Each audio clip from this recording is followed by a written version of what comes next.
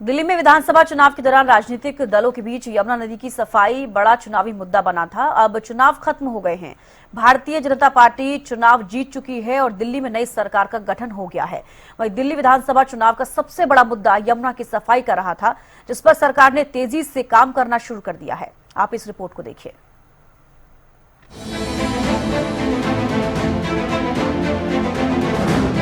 PM Modi का mission Yamuna, PM का संकल्प यमुना का होगा कायाकल्प। यमुना का सफाई अभियान युद्ध स्तर पर चल रहा काम। दिल्ली में विधानसभा चुनाव संपन्न होने के बाद यमुना की सफाई का काम शुरू हो गया है। दिल्ली के एलजी ने नदी की सफाई का काम शुरू करने के निर्देश दे दिए हैं और कालिंदी कुंज घाट पर नदी की सफाई का काम शुरू भी हो गया है। उपराज्यपाल वीके सक्सेना ने यमुना सफाई अभियान के लिए अधिकारियों के साथ लगातार बैठक की है, जिसके बाद गाद हटाने और खरपतवार निकालने के लिए आधुनिक मशीनें अपने काम में जुटी हुई हैं।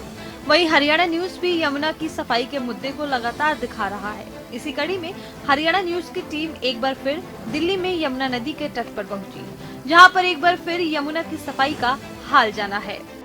दिल्ली विधानसभा 2025 यमुना एक ऐसा मुद्दा था जिसके वजह से आम आदमी पार्टी को कहीं ना कहीं करारी हार का सामना करना पड़ा। वहीं भारतीय जनता पार्टी को जीत मिली है। यमुना एक ऐसा मुद्दा रहा है जिसके वजह से हरियाणा को घेरती हुई आम आदमी पार्टी की सरकार नजर आई थी। हम फिर से यानी हरियाणा न्यूज की टीम फिर से यमुना घाट पहुंची है। 22 किलोमीटर यमुना दिल्ली में ट्रैवल करती है। ऐसी परिस्थिति यमुना की देखने को मिलती है, यानी जिस तरीके से अगर यमुना के घाट पर हम पिछली बार खड़े थे तो दुर्गंध इतना ज्यादा था कि खड़ा होना मुश्किल था, मगर इस बार जब खड़े हैं तो परिस्थिति थोड़ी सामान्य है, क्योंकि जिस तरीके से जैसे ही दिल्ली में भारतीय जनता पार्टी की सरकार आई उसके तुरंत प्रभाव से एलजी के द्वारा निर्देश दिए गए कि यमुना की सफाई को शुरू किया जाए। विगत 12 से 15 दिनों के बीच जिस तरीके से यमुना की सफाई लगातार जारी है, जिसके बाद यमुना की जो परिस्थिति है वो थोड़ी सामान्य हुई है, मगर अभी भी कार्य करने बचे हुए हैं। 4 योजनाएं लेकर आई है जिसके तहत यमुना की सफाई की जाएगी। साबरमती रिवर फ्रंट के तर्ज पर यमुना को भी उसी प्रकार बनाया जाएगा, एक टूरिस्ट स्पॉट बनाया जाएगा। राष्ट्र राजधानी है यमुना, शान है दिल्ली की। 4 प्रमुख रणनीतियों से होगी यमुना की सफाई।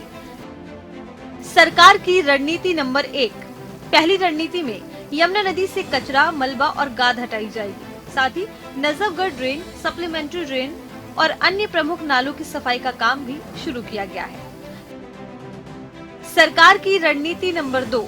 दूसरी रणनीति में नजफगढ़ नाला, सप्लीमेंट्री नाला और अन्य सभी प्रमुख नालों की सफाई का काम भी शुरू हो जाएगा। सरकार की रणनीति नंबर 3। तीसरी रणनीति में मौजूद सीवेज ट्रीटमेंट प्लांट्स एसटीपी की क्षमता और उत्पादन पर रोजाना निगरानी रखी जाएगी। सरकार की रणनीति नंबर 4। चौथी रणनीति के अंतर्गत नई एसटीपी और डीएसटीपी के निर्माण के लिए एक समयबद्ध योजना तैयार की गई है, ताकि लगभग 400 एमजीडी गंदे पानी की वास्तविक कमी को पूरा किया जा सके। 4 योजनाओं की अगर मैं बात करती हूँ तो जिस तरीके से यमुना नदी पे हम देख सकते हैं कि मशीनों को उतारा गया है और जिस तरीके से लगातार जो सफाई की जो काम है वो शुरू किए गए हैं। लगातार जैसे ही दिल्ली में भारतीय जनता पार्टी की सरकार आई, योजनाएं लेकर आई कि किस तरीके से यमुना की सफाई शुरू हो, तो 4 योजनाएं लेकर आई, यानी कचरा और गाद को हटाया जाए।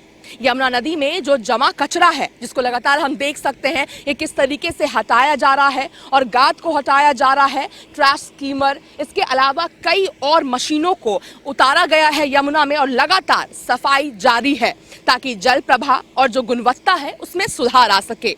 इसके अलावा मुख्य नालों की सफाई की जा रही है, यानी यमुना में गिरने वाले जो प्रमुख नालों की सफाई की जा रही है, जिससे नालों में जमी गंदगी हटाई जा सके और बिना शुद्ध सीवेज व औद्योगिक कचरे को नदी में जाने से रोका जा सके। इसके अलावा जरूरी हो जाता है कि सीवेज ट्रीटमेंट क्षमता को बढ़ाया जाए, यानी वर्तमान में जिस तरीके से सीवेज ट्रीटमेंट प्लांट है यानी एसटीपी को अपग्रेड किया जाए ताकि नए प्लांट बनाए जाएंगे, ताकि सभी गंदे पानी को यमुना में छोड़े जाने से पहले पूरी तरीके से उसे शुद्ध किया जाएगा।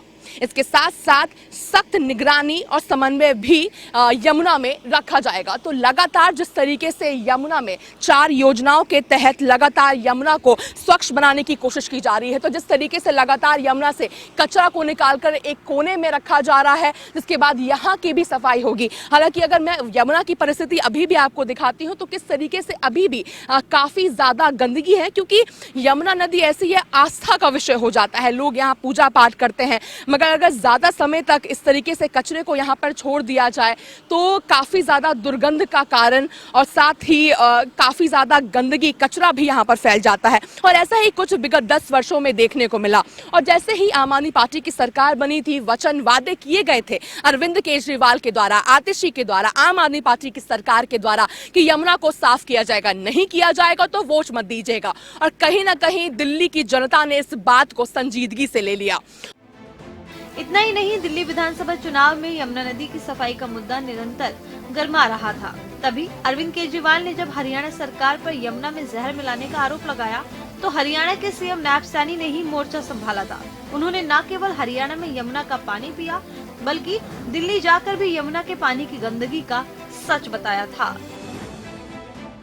और आम आदमी पार्टी की जिस तरीके से करारी हार हुई है, क्योंकि हमें याद है किस तरीके से चुनाव से पहले, चुनाव के समय हरियाणा को घेरती हुई आम आदमी पार्टी की सरकार आई थी कि हरियाणा सरकार यानी भारतीय जनता पार्टी की सरकार हरियाणा से यमुना में दूषित पानी को छोड़ रही है, जहरीले पानी को छोड़ रही है, जिसे लेकर के जो हरियाणा के जो लोग हैं, जो दिल्ली में रहते हैं, उसने उसे अपमान की तरह लिया। इसका फायदा उठाते हुए दिल्ली में जिस तरीके से भारतीय जनता पार्टी ने 14 उम्मीदवार को यानी हरियाणा पृष्ठभूमि के उम्मीदवारों को मैदान में उतारा, 12 की जीत हुई, जिसके कारण दिल्ली में भारतीय जनता पार्टी को पूर्ण बहुमत यानी 70 में से 48 सीटें भारतीय जनता पार्टी को मिली। और लगातार जिस तरीके से वादा किया गया था भारतीय जनता पार्टी के द्वारा कि यमुना की सफाई शुरू की जाएगी, 3 वर्षों में यमुना को साफ किया जाएगा, ठीक उसी तरीके से लगातार काम भी जारी है। दिल्ली से कैमरा पर्सन कृष्णा के साथ अपराजिता श्री, हरियाणा न्यूज।